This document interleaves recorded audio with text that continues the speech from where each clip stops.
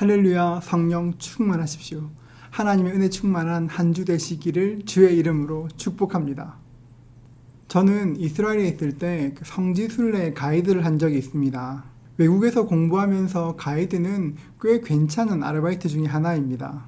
두어 번 가이드 목사님과 함께 다니면서 여러 이야기들을 듣고 현지 식당이나 관광지에서는 어떻게 해야 되는지를 배웠습니다.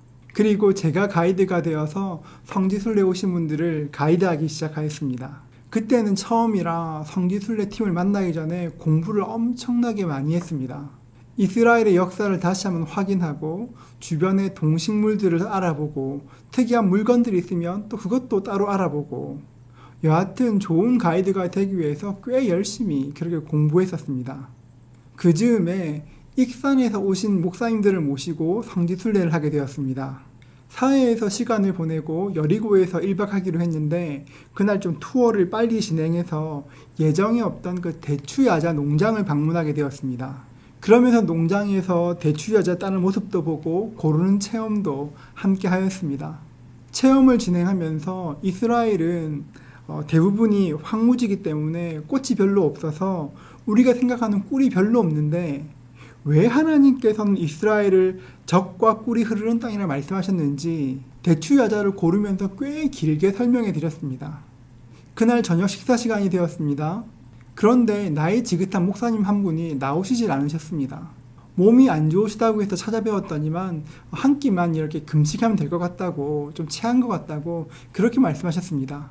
다음날 아침에도 식사에 안 나오셨기에 찾아갔더니만 목사님의 얼굴이 퉁퉁 부어 있었습니다.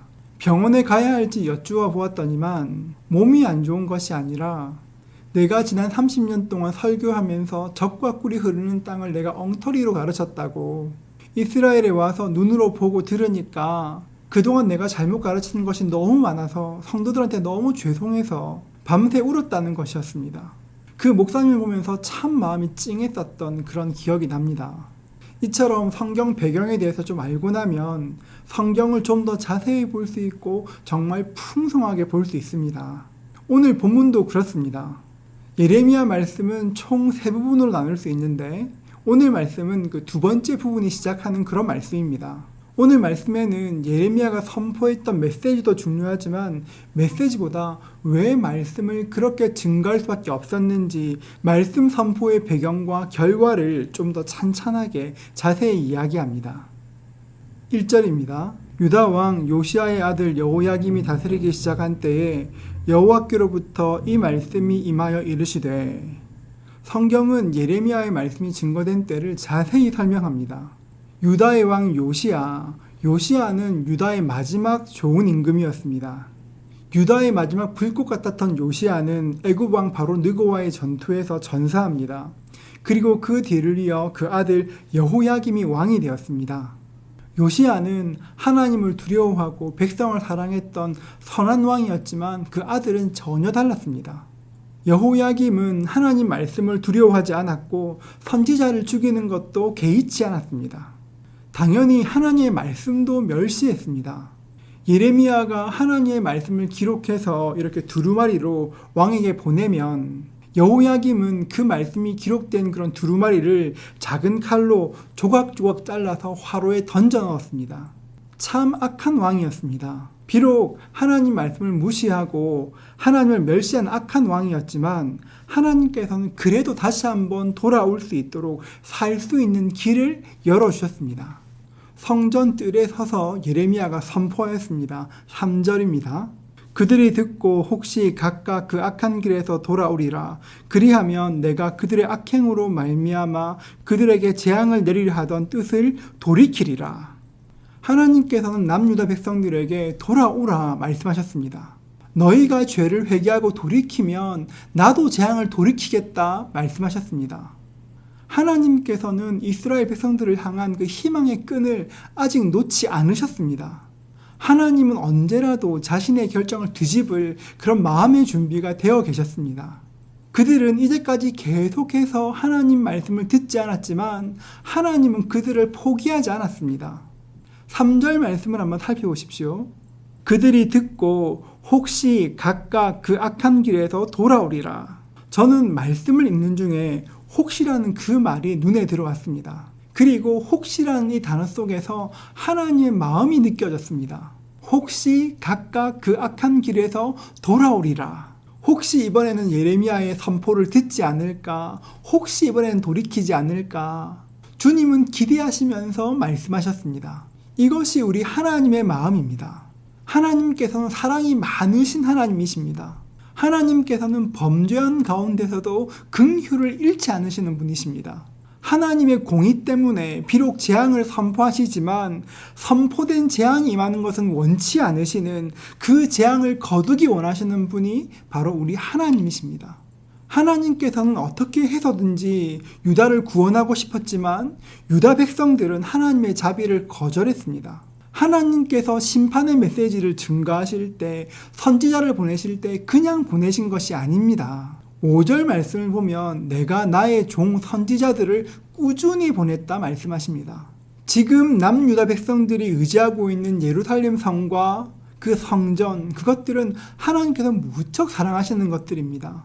그러나 이것들은 죄를 사해줄 능력이 없었습니다. 예루살렘 성과 그 성전이 유다 백성들의 불순종의 면죄부를 줄 수 있는 그런 존재가 아니었습니다.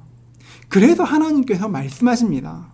내가 이 성전을 실로같이 되게 하고 이 성을 세계 모든 민족의 저주거리가 되게 하리라 하셨느니라. 하나님의 성전을 의지하고 있는 유다 백성들에게 너희는 실로를 기억하라 말씀하셨습니다. 본문에서 말하는 실로가 어떤 곳입니까? 유다 백성들에게는 영적인 고향과 같은 곳입니다. 실로는 이스라엘 백성들이 가나안 땅에 들어왔을 때에 처음 성막을 세운 곳이었습니다. 실로는 예배의 영광이 머무르는 곳이었습니다. 그러나 예배의 영광만큼이나 그 거룩의 아픔도 동시에 존재하는 그런 곳이었습니다. 이곳에서 엘리의 두 아들 홈니와 비느하스가 죄를 지었습니다. 백성들이 하나님께 제물을 가지고 오면 제물을 삼는 동안에 갈고리로 찔러서 자기들이 원하는 것들을 가져갔습니다. 하나님께 드려야 하는 것인데도 거리낌 없이 행동하였습니다. 심지어는 성막에서 수종드는 여인과 간음하기까지 하였습니다. 하나님께서는 이들을 벌하셨습니다. 이들의 죄를 그들에게 물으셨을 뿐 아니라 블레셋을 도구로 사용하셔서 징벌하셨습니다. 블레셋과 전쟁을 하게 되었습니다. 전쟁은 점점 불리하게 진행되었습니다. 이스라엘 장로들은 하나님의 그 언약궤가 전장에 없어서 진다고 생각하였고 그 언약궤를 전장으로 보내기로 결정하였습니다. 그때 언약궤를 짊어졌던 사람이 바로 홈니와 비느하스였습니다. 하나님의 언약궤와 함께 전장으로 갔지만 홈니와 비느하스는 전사당했고 법궤는 블레셋에게 빼앗겼습니다. 그리고 아버지 엘리 제사장은 두 아들이 죽었다는 소식을 듣고 너무 놀라 넘어지는 바람에 목이 부러져 죽었습니다. 하나님께 범죄한 그 엘리의 가문이 완전히 망하게 된 것입니다. 실로는 이스라엘 백성들이 가나안에 들어온 그 지난 100년 동안 예배의 중심지였지만 엘리 가문의 죄, 이스라엘 백성의 죄 때문에 완전히 망한 곳이 되었습니다. 지금도 마찬가지입니다.